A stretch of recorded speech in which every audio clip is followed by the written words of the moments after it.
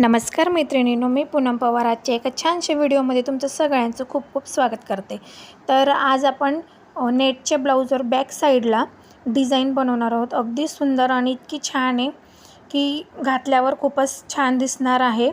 म्हणजे जो नेटचा जो आपला ब्लाऊज पीस आहे त्याला वरतून बोटने गळाईल आणि आतमधनं म्हणजे जे अस्तर आहे त्याला आपल्याला ही डिझाईन करायची आहे। तर बघू शकता मी पूर्ण उंची घेतली 16.5 म्हणजे तयार होणार आहे 15। छातीचं माप आहे म्हणजे चेस्टचं जे माप आहे ते 11 आहे आणि कमर आहे ती 9.5ची आहे। तर मी मोंडा खोली घेतलेली आहे हिची 6.5 आणि जे गळ्याला मार्किंग केलं होतं बोटनेकचं ते मी 8 इंचावर केलेलं होतं। त्याच्यातनं मी बोटनेकचा गळा नेहमीप्रमाणे ड्रॉ करून घेतला। शोल्डर हे 4.5 घेतलेलं आहे आणि खाली 4 इंच घेतलेलं आहे आणि बाकीचं शोल्डर हे तयार राहतं। तर आता बघा हे जी डिझाईन मी कट करून घेतलेली होती तर तिला बरोबर त्याच्यावर मी अस्तर ठेवून घेतलेलं आहे। अस्तरचाच कपडा तितक्या मापाचा लांब असा आणि बरोबर सरळ बाजूवर मी अस्तर ठेवलेलं आहे म्हणजे अस्तरचा कपडा ठेवलेला आहे। जे आपलं मेन अस्तर आहे त्याच्यावर मी दुसरा अस्तरचा कपडा ठेवलेला आहे आणि बरोबर आपल्याला ती डिझाईन अगोदर पिनअप करून घेतलं त्याला व्यवस्थित आणि जशी आपण डिझाईन कट केली होती त्याचप्रमाणे आपल्याला या डिझाईनवर बरोबर शिलाई टाकायची आहे। शिलाई अगदी हळूवार आणि सविस्तर टाका म्हणजे कसं की आपल्याला जो मेन आकार द्यायचा आहे तो आपला प्रॉपरली आला पाहिजे आणि ब्लाऊजला आपली फिनिशिंगसुद्धा दिसली पाहिजे। तर याकरता अगदी हळूवार आणि व्यवस्थितपणे आपल्याला शिलाई टाकून घ्यायची आहे। घाई गडबड न करता अगदी प्रोफेशनलने आपली शिलाई जी आहे ती अगदी छान येते। तर आणि एक म्हणजे मेन म्हणजे जर आपण पिनअप करून घेतला असं कपड्याला फॅब्रिकला तर आपली जी शिलाई आहे ती अगदी व्यवस्थित होते आणि कपडाही कुठेही सरकत नाही। तर बघू शकता या पद्धतीने मी फक्त जी डिझाईन कट केली होती तिलाच मी असा आकार देऊन घेतलेला आहे। जो आपला मोंड्याचा आकार होता मी त्याला शिलाई टाकलेली नाही आहे। आता काय करायचं आहे, जे फॅब्रिक होतं आपण वरतून लावलेलं जे अस्तरचं पीस आहे त्याला मी आता कट करून घेणार आहे। जसे आपण शिलाई दिली त्याचप्रमाणे आपल्याला ते कट करून घ्यायचं आहे व्यवस्थित।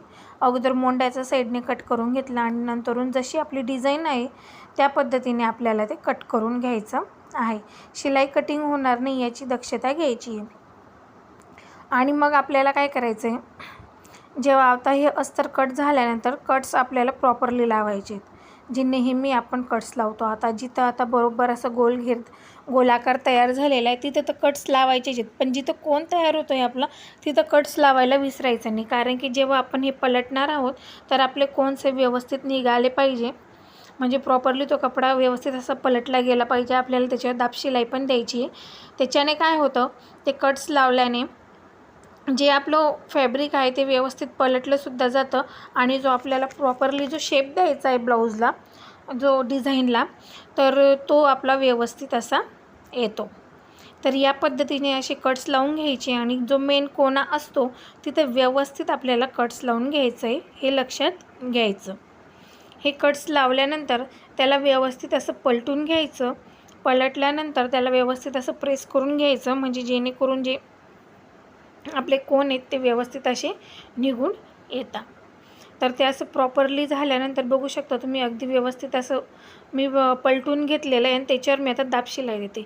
दाब शिलाई देताना तुम्ही बघू शकता की मी जो कोना आहे तो परत आहे ना हाताने ना असं व्यवस्थित करते। जसं एक असं हाताने व्यवस्थित त्याला प्रेस करत जायचं आहे आतमधनं म्हणजे जो कपडा आहे तो मोकळा होतो आणि व्यवस्थित जो आकार आहे आपला डिझाईनचा तो तयार होऊन बाहेर निघतो। तर या पद्धतीने दाब टीप देताना आपल्याला करून घ्यायचं आहे। शिलाई अगदी सावकाश द्यायची, मोंड्याच्या साईडने आपल्याला शिलाई लावायची नाही आहे, फक्त ही जी कर्वची डिझाईन आहे त्याच्यावर द्यायचं आहे। आणि जे एक्स्ट्राचं फॅब्रिक होतं बघू शकता मी या पद्धतीने कट करून घेतलेलं आहे आणि त्याला असं वाळून घेणार आहे आणि त्याच्यावर शिलाई टाकून घेणार आहे। अस्तरला मी ते जोडणार नाही, त्याला सेपरेटच मी शिलाई देणार आहे। नंतरून मी त्याला हात शिलाई करून घेणार आहे म्हणजे तुरपाई करून घ्यायची आहे म्हणजे जेणेकरून ते अस्तरला अटॅच राहतं। आता आपल्याला काय करायचं आहे, मेन जे आपला नेटचा कपडा आहे तो घ्यायचा आहे। नेटचा कपडा घेतल्यानंतर बरोबर जसं आपण गळा पलटतो त्या पद्धतीने अगोदर कमरेला शिलाई घालून घ्यायची आणि हे अस्तर आपल्याला पलटून घ्यायचं आहे, जेणेकरून ती शिलाई आपली व्यवस्थित होऊन जाईल. तिला दाब शिलाई पण देऊन घ्यायची आहे नेहमीप्रमाणे आणि पलटून घ्यायचं आहे व्यवस्थित असं. व्हिडिओमध्ये तुम्ही पाहत असणार की कशा पद्धतीने मी त्याला पलटलेलं आहे आणि दाब शिलाईसुद्धा दिलेली आहे. त्यानंतर काय करायचं आहे आपल्याला, असं व्यवस्थित झाल्यानंतर अगोदर साईडने आपल्याला त्याला असं दाबून घ्यायचं आहे, म्हणजे स्टिच करून घ्यायचं आहे, जेणेकरून कपडा आपला इकडे तिकडे सरकणार नाही.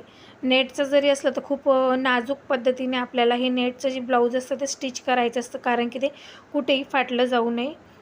तर बघा मी आता जे आपले अस्तरवर जी डिझाईन तयार केलेली होती तर ती डिझाईन आता मी जे आपलं मेन फॅब्रिक आहे नेटचं त्याच्यावर मी तिला स्टिच करून घेते, म्हणजे त्याला आणि दोघींना एकमेकांना जोडून घेते. जशी डिझाईन आहे त्याच पद्धतीने तुम्ही व्हिडिओत पाहत असणार. जोडताना मी जे पिना आहेत त्या एक एक पिना बरोबर प्रत्येक कर्वच्या समोर लावते, कारण की नेट हे सुळसुळीत पण असतं आणि बरोबर ते अस्तरून आहे ना निसटलं जातं, म्हणून मी अशी एक एक पिन लावत जाते आणि शिलाई टाकत जाते.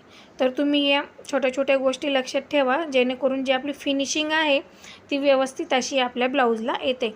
नंतर मोंढ्याचा जो अस्तर होतं ते सुद्धा मी जोडून घेतलं आहे दोघ्या साईडनं, आणि जे थोडं थोडं एक्स्ट्राचं होतं अस्तर ते मी असं कट करून घेतलं आता. तर या पद्धतीने असं व्यवस्थित आपलं हे जोडलं गेलेलं आहे.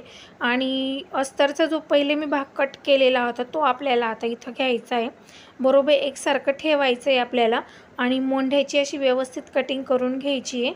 आणि जो आपला बोटनेक गळा आहे त्याची पण आपल्याला अशी व्यवस्थित अशी कटिंग करून घ्यायची आहे.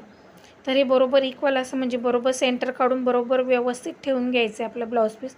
डिझाईन बघू शकता तुम्ही व्यवस्थित आलेली आहे, एकावर एक कुठेही मागे पुढे झालेली नाही आहे. आता हा जो अस्तरचा भाग होता जो कट करून घेतलेला आहे तो बरोबर आपल्याला त्याच्यावर ठेवायचा आहे आणि बरोबर मोंड्याचा शेप हा देऊन घ्यायचा आहे त्याला व्यवस्थित असा. आणि त्यानंतर जो आपला बोटनेकचा गळा होता त्यालासुद्धा आपण असं याच पद्धतीने कटिंग करून घेणार आहोत. गळा अगदी छान आणि व्यवस्थित असं बसणार आहे. व्हिडिओ पूर्ण शेवटपर्यंत बघा, जेणेकरून तुमच्या लक्षात येईल.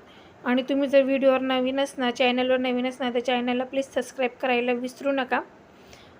असेच आपण छान छान व्हिडिओ घेऊन येणार आहोत.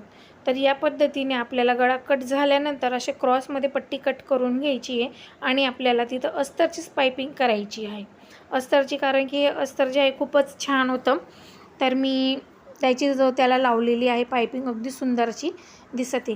आणि जी आपण पायपिंग लावणार आहोत तेव्हा अगोदर पायपिंगला दुमटून घ्यायची आहे व्यवस्थित अशी डबल फोल्डमध्ये अगोदर, आणि मगच ती आपल्याला गळ्याला आपल्याला बोटनेक गळ्याला आपल्याला त्याची पायपिंग करायची आहे.